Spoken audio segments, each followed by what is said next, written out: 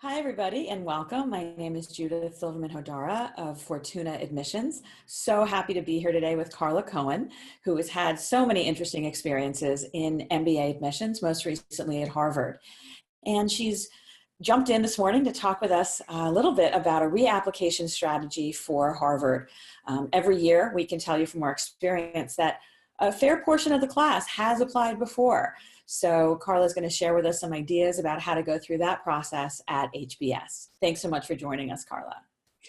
Thank you, Judith. So just generally speaking with the reapplication strategy, I think one thing that can be really helpful is to notice that, especially with HBS, they tend to look at each application on its own in terms of they don't necessarily immediately compare it to the past application. They want it to stand on its own. So don't make the assumption that they're going to have read everything or know everything about you from your previous application.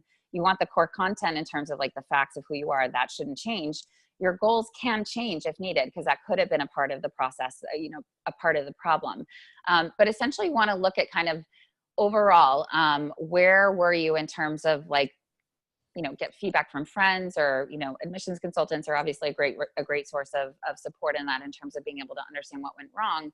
But understand that this is an opportunity for you to stand on your own 2 feet and to recognize that, it shows determination, it shows tenacity, and it shows commitment to reapply, and take it as an opportunity to expand further on what you've done in the past. And then also make sure that you highlight any new achievements that you've been able to essentially accomplish over the past year or two since you've applied.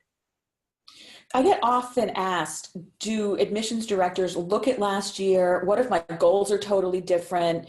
How do I kind of make that gap? Last year I was really interested in sustainable agriculture, and this year I'm not. How do you kind of talk about that transition?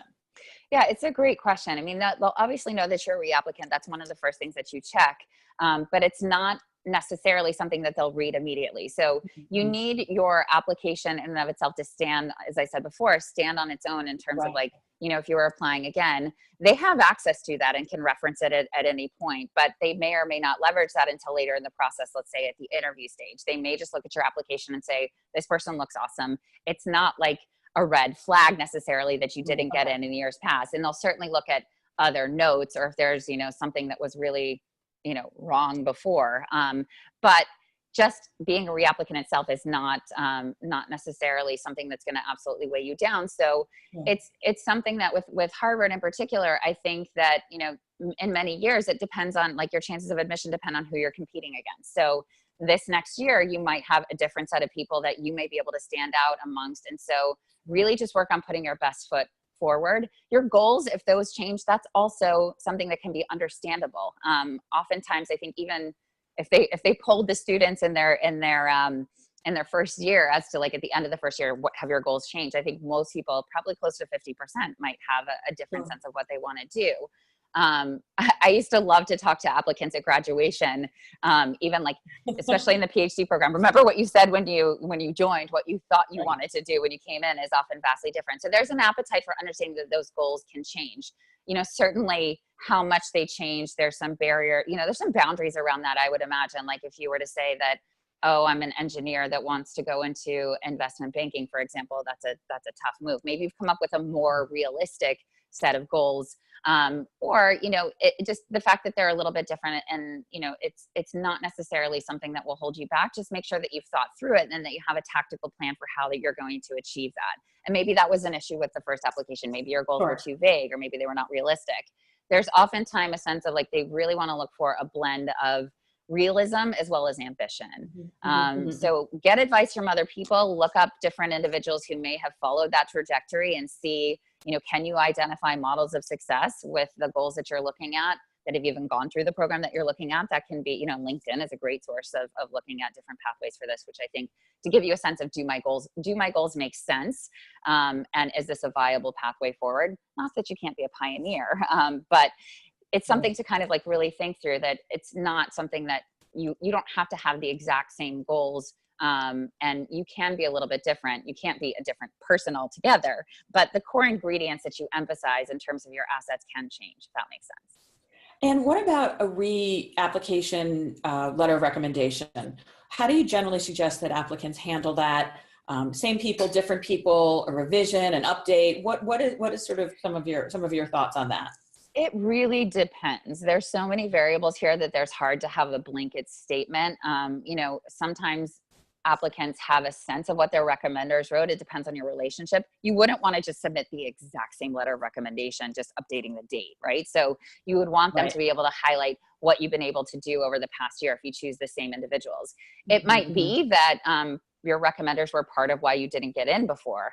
So that's Sure. something that, like, you're not always necessarily going to know that if you had zero access to the content that they were producing. You may want to, you know, think through, like, is that absolutely the ideal person to write about my case? So, and in many cases, people have changed jobs, so it would be more appropriate to choose someone different who's a direct supervisor. Sometimes that move is too soon, so it wouldn't be appropriate to do that either. So you would still want to go back. So there's so many variables at play here.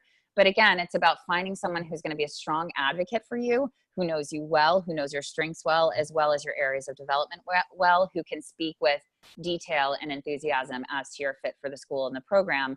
So, you know, again, that's something to really think through, but there's no one standard way to kind of handle this. It really depends on your situation, your sector, the function, et cetera, et cetera. So it's So a you complicated wouldn't one. say absolutely new recommenders no matter what. I Yeah. mean, it sounds like it's a very iterative Yeah, process, and one that requires you to really think about, well, you know, who was absolutely. I looking think, last time. quite honestly, on the whole, when I've worked with re-applicants who've gotten in the second and sometimes even the third try, it's been the same set of recommenders. But it's been more about really digging deep in terms of, like, what are the applicant's goals? And sometimes they're not ready. Sometimes they apply way too early. Sometimes they're an awesome applicant. It's just that they might need to mature a little bit more. So there's a number of variables that can be at play. So it's absolutely, as Judith said, it's not something that you have to absolutely, like, change the set as a blanket statement that there was something wrong with the recommenders. It's more complicated than that. There's all kinds of different things. It might just be that your test scores were way too low the first time around, Sure. and you just had to improve those, and then have the same recommenders, you know, continue to reinforce their support for your fit and your potential and all of that good stuff. So there's a lot of things that could be going on. Well, thank you so much for talking with us. Karla Cohen from Fortuna Admissions, and great HBS re-applicant advice. We look forward to seeing you again soon. Thanks, everybody. Thank you.